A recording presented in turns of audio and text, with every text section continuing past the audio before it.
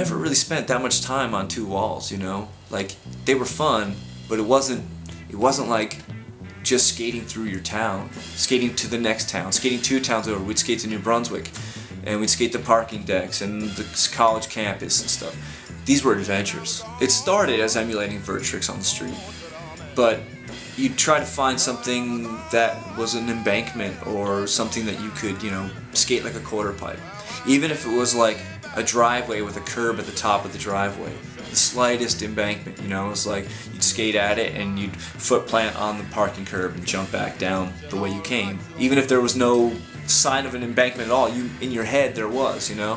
And then what we realized and what was happening was the skating in between was uncharted. You know, that's where street skating was becoming, we were developing it, because it became spontaneous. We'd go down the street and we would truly adapt to the environment. That's where I really got plugged in. You know, it was the adventure of just going out and riding, and that's where I started to excel, or realize like I had a deeper connection to this thing. You know, I just became more animalistic in the environment. Up and down curbs, through parking lots, over, under, whatever was in my way, I just started skating everything. And I just understood it as being something that was, it was special. Like I just felt like this is unlike anything else in the world, you know? And it was so, it was so meaningful. I think the biggest thing that happened was World Industries. And then when Rodney and I left Powell Peralta together, it changed everything. It was time and place and the right guy, and I was the right guy at the time. I was the hottest street skater in the world at the moment, and I left the biggest company in the world, you know, or the skateboard world. And I went and started this thing up with Rocco, and it signified the change from ramps to streets. And Rocco was out, in some ways, was out to kill vert skating for his own business, because I think he understood that street skating was accessible, and you sell a lot more skateboards to kids if they're out riding the streets as opposed to riding ramps. Rocco had this way of just making myself, Gons, Nodis, other people that he had influence on. Why he had the influence, I don't know, but he just had this way of making us feel like, oh, we're in this together. And I'll tell you what, man, and I don't think I've ever like really thought about it or said it before, but we wanted to be in it together. You know, we connected with each other, and we felt we had something going on that no one else really had at all. And I related to Gons and Nodis more than I did any other skaters. I think they related to me. We all were friendly with each other. I stayed at Nodis' house, I stayed at Gons' house when I came to California. Well, the first super team of the next generation after the Bones Brigade. Yeah, I guess it'd be Plan B. I mean, it could have been World. World had the potential. I mean, Plan B was like the best of what World Industries and H Street had created.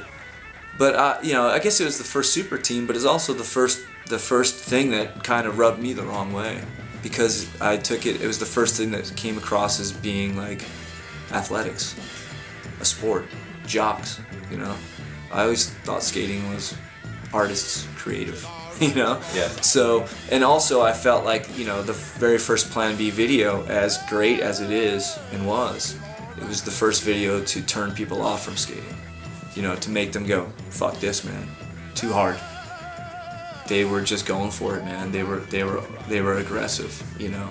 They were flexing, you know, in a big way. And it was the kind of thing that it didn't welcome you in. It said either you do what we're doing, or you're not even, you don't even matter. But you know, that's also when skating got dark, man. It got dark, and it was way underground, and it was, you know, only the real deal motherfuckers were still in the game, you know. It was tough. I mean, it's tough for me, you know. I mean, I love skateboarding, you know. I loved it. I didn't want to leave it, but I couldn't do what those guys were doing. And I was supposed to be a pro skater, so how do you know, what do you do? What do you do when suddenly everyone else is, you know, that your peers are now all better than you, you know, and they're progressing it faster and further than you ever could, you know? I was like, fuck, man, I don't know. I just knew that my heroes had encouraged me in a different way, and that I could watch these guys skate and appreciate what they were doing, but it wasn't speaking to me. So I just kept listening to, you know, the stuff that mattered to me. Well, I adapt in the sense that I just stayed true to my own skating. I had no other choice. You know, it was either follow, you know, or just do your own thing. And I said, I gotta just do my own thing, man. You know, and if no one cares, then no one cares. But I can't do that.